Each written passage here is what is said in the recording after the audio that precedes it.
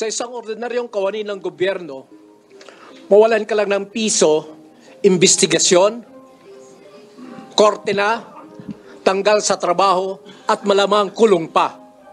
Ang milyones, walang nagawa sa Vice Presidente. Ngayon, ang panawagan ng mga kawani ng gobyerno, lalo na ngayong Disyembre, panahon ng Pasko, dagdag sahod, hindi dagdag nakaw. Public office is public trust. Iyan ang sigaw ng mga kawani ng gobyerno, impeach Sara now. Enzo Recto, kalaban ang katiwalian at kasinungalingan, kakampi sa katotohanan at kabutihan. The opening statements from Teddy and Liza. Magandang hapon po sa inyong lahat. With public trust comes public accountability. Dahil pinagkatiwala nating taong bayan sa mga public officials ang ating kapangyarihan, sila ay accountable to the people at all times. Hindi lang kapag convenient sa kanila, hindi lang kapag trip nila, kundi sa lahat ng oras.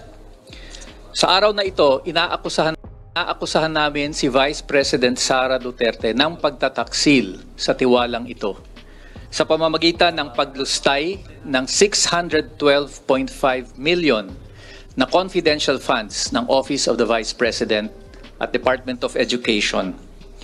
Ginamit niya ito sa mga maling bagay, sa maling paraan. Hindi lang yan. Nanguna rin si Vice President Duterte sa pag-cover up ng kanyang paglustay sa pamamagitan ng mga pekeng resibo, mga gawa-gawang acknowledgement receipts, mga maling dokumento na isinabmit niya sa Commission on Audit.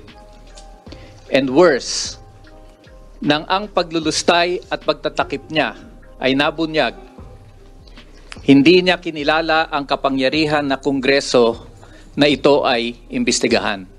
In fact, gumawa siya ng mga hakbang para pigilan ang Kongreso sa trabaho nitong oversight, sa trabaho nitong tingnan ang mga maling gawa ng kanyang mga opisina. Siya ay nag-asal pusit at hindi yan katanggap-tanggap.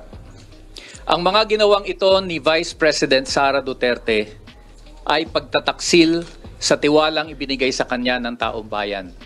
This is a betrayal of the public trust. At dahil dito, karapat-dapat lamang na siya ay matanggal sa pwesto at huwag nang payagan na humawak ng anumang pwesto sa gobyerno. Kung kaya't sa araw na ito, ang 75 mga complainants na kumakatawan sa malawak at malapad na bilang ng ating mamamayan, marami dito ay kabataan at mga kinatawan ng iba't ibang sektor, ay dumudulog sa Kongreso na i-impeach si Vice President Sara Duterte for the betrayal of public trust. Maraming salamat po. Magandang hapon sa inyong lahat. Ang impeachment complaint na aming ihahapag ngayong araw na ito ay malakas na mensahe na panahon na para wakasan ang paglulustay ng pondo ng taong bayan. Ang taong bayan na naghihirap sa ngayon na napakatindi ng krisis ay nagbabayad ng buwis at kung ano-ano pang bayarin ng gobyerno. Kaya't walang karapatan si Vice President Sara Duterte na lustayin ito. Dapat managot si Vice President sa paglustay ng pondo ng Office of the Vice President at ng DepEd. Hindi dapat na binababoy ang proseso ng mekanismo ng accountability. Hindi dapat tinatakasan ito. Ito ay dapat hinaharap at sa maluwag na proseso at demokratikong proseso ay dapat ipinapaliwanag ng mga halal ng bayan kung papaano nila ginagastos ang pondo ng taong bayan. Binigo ni Vice President Sara Duterte ang lahat ng ito at pinagtaksilan niya ang mamamayan. Kaya dapat na siya ay ma-impeach. Maraming salamat. Thank you very much, Lisa. Can we get short statements lang? Apektado dito, mga teachers, mga estudyante, mga ordinary people, mga government employees na nakikita nila may corruption, no, sa nagaganap sa ating mga opisyal, no, sa ating mga ahensya. Go ahead. Si Teacher Ruby Bernardo is a public school teacher from Quezon City.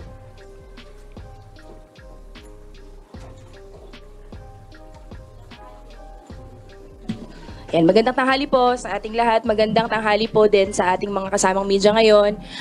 Kami po, ng mga public school teachers sa ilalim po ng Alliance of Concerned Teachers, ay kaisa po sa araw na ito ng iba't ibang mga organisasyon bilang complainant sa pagpapa-impeach po, no, sa ating VP Sara Duterte at sa resign DepEd Secretary.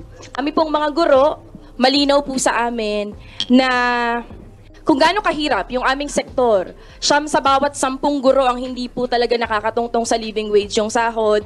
Hirap na hirap magturo sa napakasikip na classroom at talagang humuhugot sa sarili naming bulsa, nagkakanda utang para po dun sa pangangailangan namin sa eskwela. Kaya galit na galit po talaga yung mga teachers natin habang naririnig po namin yung hearing kung saan talagang sumasambulat po sa atin yung katotohanan kung gaanong nilulustay yung pera ng bayan ng ating isa sa mga pinakamataas na posisyon at opisyal ng ating gobyerno. Para po sa amin, ng mga teachers, kung hindi nagpe-perform ang isang estudyante at para po sa amin, ng mga teachers na hindi sumasagot sa mga simpleng tanong, hindi talaga siya fit sa posisyon na yan, kailangan po siyang i-kick out. Para sa aming mga teachers po, kaisa po kami sa pagpapanagot sa ating VP Sara. Tingin po namin ang 612.5 million na pera sana sa confidential fund ay makakapaglaan na sana, no, na napakaraming classroom, 300 classroom na sana yan at makakapagpasahod ng mga bagong guro na kailangan natin sa Department of Education. Malinaw po sa amin ang kahilingan ng mga teachers, 50,000 para sa entry level pero pinamimigay, pinamumudmud pala sa mga opisyal na 50,000, no, sa mga opisyal ng Department of Education. Kaya po, para sa amin, hindi kami papayag na hindi mapapanagot ang Sara Duterte na ito. Alright, thank you. Thank you, Teacher Rubes. Can we get a short statement mula sa mga government, mula sa kabataan pala muna, no? Mga kabataan na part din ng public school system natin. Ayan, isang magandang hapon po sa ating lahat, lalo po sa mga kasama nating media ngayon sa ating press conference. Ako po si Tiffany, galing po sa Polytechnic University of the Philippines. Mula nung maupo si Vice President Sara Duterte, nasaksihan po ng mga kabataan kung paano niyang pinagnakawan, no, ng pondo ang taong bayan sa mukha ng confidential and intelligence funds ng kanyang opisina. Milyon-milyong pondo po ang ninakaw ni VP Sara Duterte na dapat sana ay nakakatugon, no, sa mga batayang pangangailangan ng taong bayan, higit lalo ng mga kabataan, no, sa sektor ng edukasyon. Bukod po doon, nasaksihan po ng mga kabataan ang kawalan ng transparency ng opisina ni VP Sara Duterte, no, at panloloko niya at patuloy na panloloko niya sa atin, no, sa mga gawa-gawa at fabricated, no, ng mga ebidensya ng auditing kung saan nga ba tunay na ginagasta ang pera ng taong bayan na nasa sa kanyang opisina. Nandyan din po na nasaksihan ng mga kabataan ang pambabastos mismo ni VP Sara Duterte sa proseso ng pagdinig at paghingi ng accountability sa kanya sa lahat ng mga nilustay niyang pondo mula sa pera ng taong bayan. Mula po sa lahat ng ito na nasaksihan, no, ng mga kabataan, mula nang maupo si VP Sara Duterte sa pwesto, hindi na po papayag ang mga kabataan na maging bystanders lang habang pinapanood si VP Sara Duterte na pagnakawan ng pondo ang taong bayan, ang mga kabataan sa sektor ng edukasyon. Kaya mula po sa malapad na hanay ng mga kabataan, nandito po kabilang sa mga complainants na magpa-file ng impeachment complaint ngayong araw. ay nagkakaisa po ang sektor ng kabataan na tuluyan na siyang patalsikin sa pwesto. Dahil habang nagagawa po ito ni VP Sara Duterte, no, na makatakas sa accountability, no, at magbulsa ng milyon-milyong pera para sa pansarili niyang interes, ang mga kabataan po ay kumakaharap ng kulang-kulang na budget sa aming mga pamantasan. Nandyan din po na kinakaharap ng mga kabataan sa mga pamantasan ang kakulangan ng mga classroom, pati na ng mga espasyo. Kaya ngayon po naninindigan ng mga kabataan na hindi na po tayo papayag na magpatuloy pa ang mga ito at oras na para panagutin si VP Sara Duterte at lalo na ang kanyang pamilya sa lahat ng mga pandarambong na ginagawa nito sa kanyang posisyon. Yun lang po at maraming salamat. Thank you. Salamat, Tiffany. Maikling pahayag lang from the government employees, no, na laging namomroblema dito sa issue ng corruption. Where is Santi? Yes? Bigyan niyo naman ng upuan. Magandang tanghali po. Sa isang ordinaryong kawani ng gobyerno, mawalan ka lang ng piso, investigasyon, korte na, tanggal sa trabaho, at malamang kulong pa. Ang milyones, walang nagawa sa Vice Presidente. Ngayon, ang panawagan ng mga kawani ng gobyerno, lalo na ngayong Disyembre, panahon ng Pasko, dagdag sahod, hindi dagdag nakaw. Public office is public trust. Iyan ang sigaw ng mga kawani ng gobyerno, impeach Sara now. Thank you po. Kasan. Lalim ng hugot. Government employees eh. Talagang ganon, no? May lang siguro, Kadaning. Baka may gusto kayong ano? May lang. Sa bahagi ng mga magsasaka at mamamayan sa kanayunan, grabe po ang epekto ng kalamidad, serye ng kalamidad. Walang makain, nagugutom ang magsasaka, pero ang opisyal ng pamahalaan ay milyong piso. Kaya para sa amin na naghihirap at nagugutom, dapat ay magkaroon ng pananagutan si VP Sara. Kaya po, kaisa kami na dapat ay ma-impeach si Vice President Sara Duterte. Salamat po. Alright, let's get a short, thank you po, Kadaning. Mula sa mga magsasaka, let's get a short statement din from Attorney VJ, mga victims ng Duterte regime, human rights victims. Magandang tanghali. Sa itong teleseryeng napapanood natin dito sa Kongreso at sa Senado ay narinig natin ng madalas yung binabanggit na confidential funds. At itong confidential funds ito ay ginamit sa personal na interes at sa katiwalian. Katiwalian laban sa sambayanan. Ako po ngayon ay nandito bilang anak ng mga biktima ng human rights violations, kasama ang mga nanay natin mula na biktima rin noong Bloody Sunday, grupong karapatan at grupong hustisya. Nanawagan po kami na patalsikin at impeach si Sara Duterte na binibigyan namin siya ng pagkakataon sa isang demokratikong proseso na harapin ang reklamo at ang sumbong ng mamamayan batay sa kanya or sa patuloy niyang katiwalian at patuloy niyang pandarambong sa bayan. Kami po ay nakikisa sa impeachment ito at nananawagan na magbitiw sa pwesto si VP Sara. Yun lang po. Alright, bago tayo pumunta doon sa ating mga endorsers, no? Fast facts lang kaugnay ng impeachment, no? We have, bago yun. Fast facts, it's been almost 2 years since December 2022 since the first tranche of the 125 million peso confidential funds for the OVP were first released. No? So 2 taon na mula nung nirelease yung pondo. Mahigit 1 taon na mula nang ito ay natuklasan ng mga makabayan representatives. We have 75 impeachment complainants. We only cite 1 ground, betrayal of public trust. And we have 3 issues related to the betrayal of public trust. So our lawyer, Attorney Nery Colmenares, will go through yung 3 issues related sa betrayal of public trust. Maraming salamat, Nato. Betrayal of public trust, 1 ground. Mas madaling ma-digest yung mga ebidensya, mas mabilis siyang matalakay at kung umabot sa Senado, mas mabilis din madedesisyonan ng mga senador. 3 acts lang constitutes betrayal of public trust. The first is Respondent Duterte betrayed public trust by her gross abuse of discretionary powers over 612 million in confidential funds from December 2022 until the third quarter of 2023.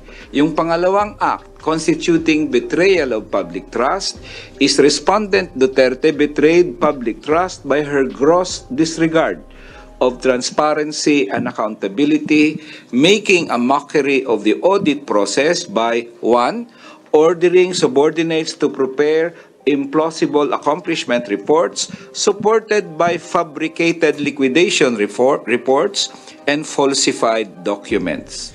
And 2, to submit the same to the Commission on Audit to support the questionable use of confidential funds that is not in accordance with laws and regulation, causing great injury to the government and the taxpayers.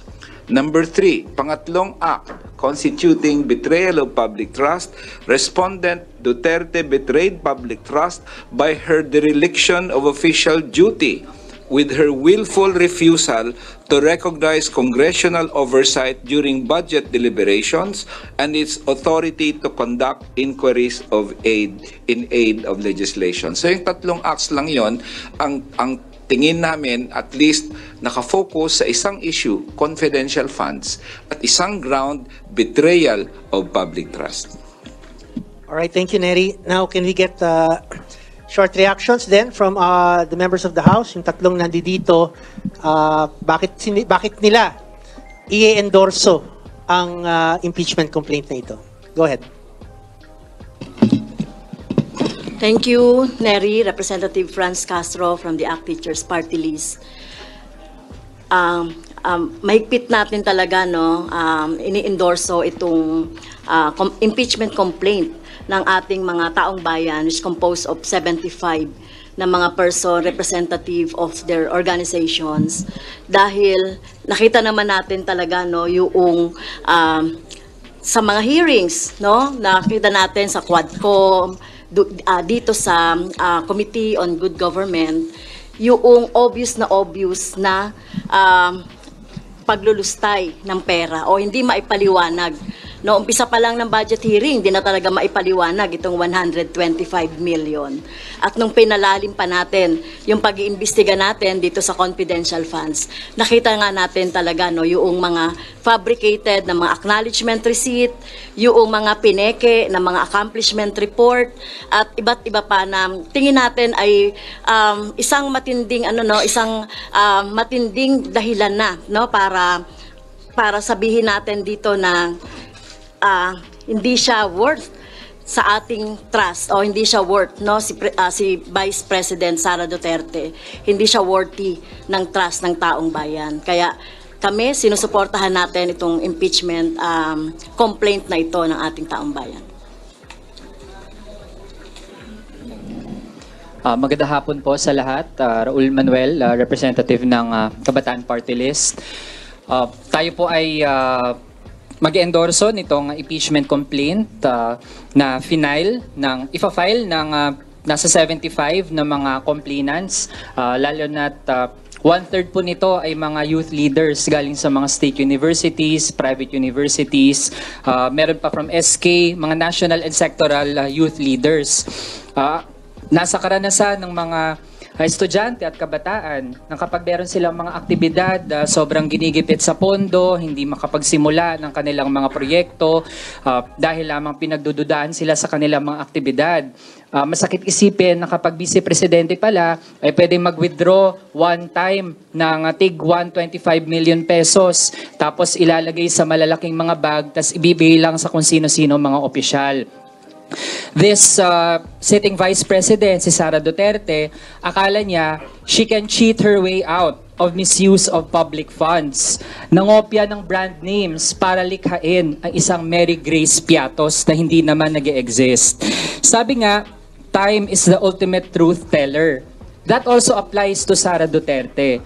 Lumabas na ang katotohanan kahit na pilit niyang tinatago ang kung ano man yung kanyang mga nagawa. Kaya isang malaking cheater at taksil si Sara Duterte. She clearly betrayed whatever trust remains in her.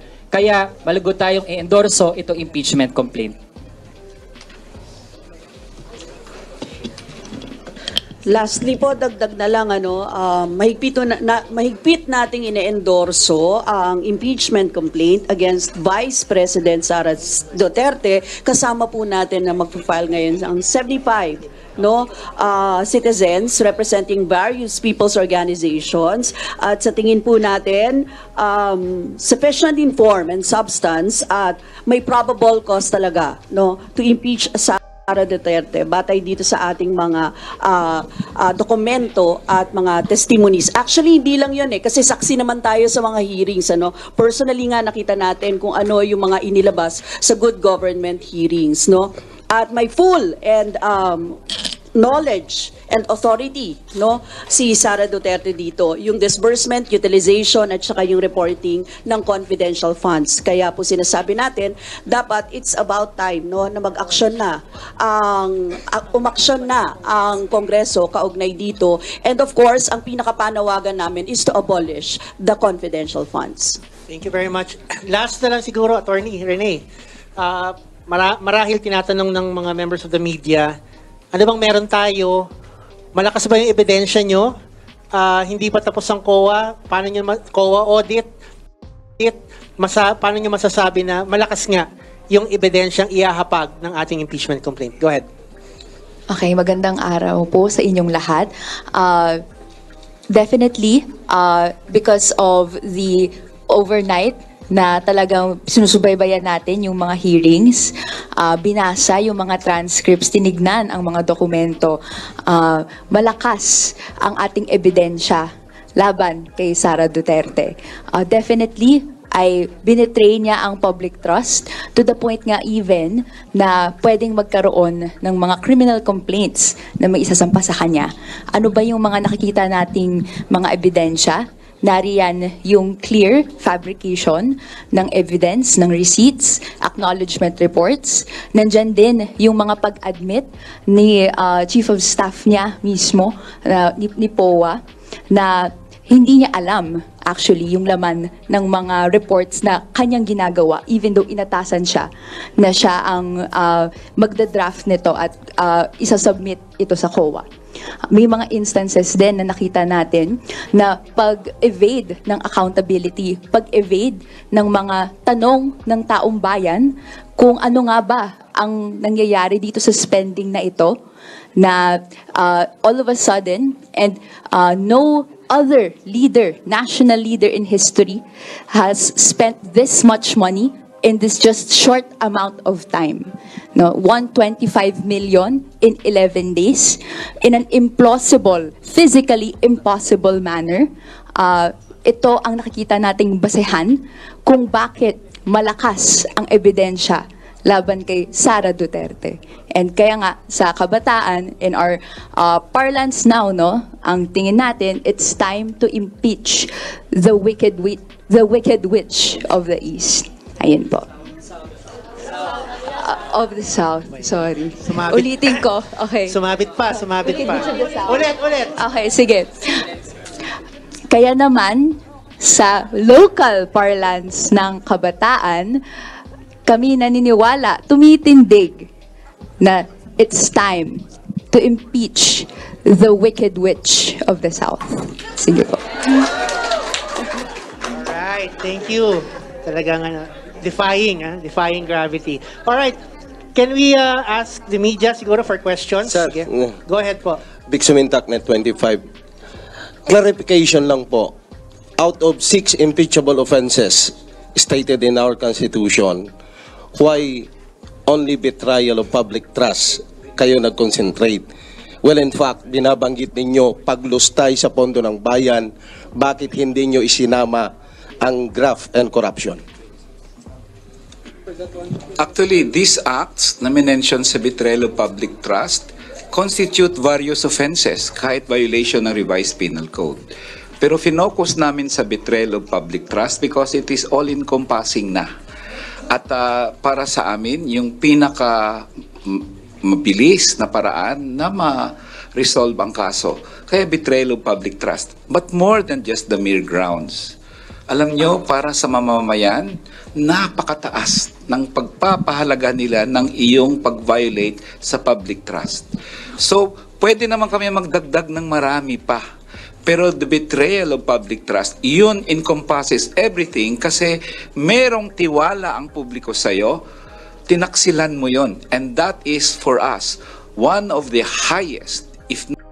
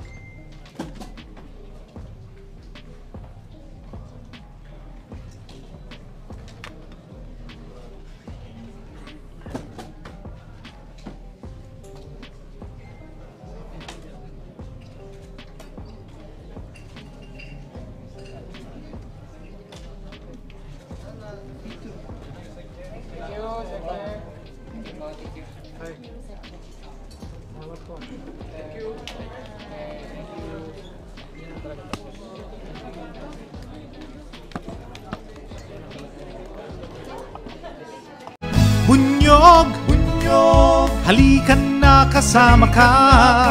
Bunyog, kapag buklod ay may pag-asa. Luzon, Visayas, Mindanao, isa ang pananaw. Sa bagong Pilipinas ang bunyog isisigaw. Bunyog.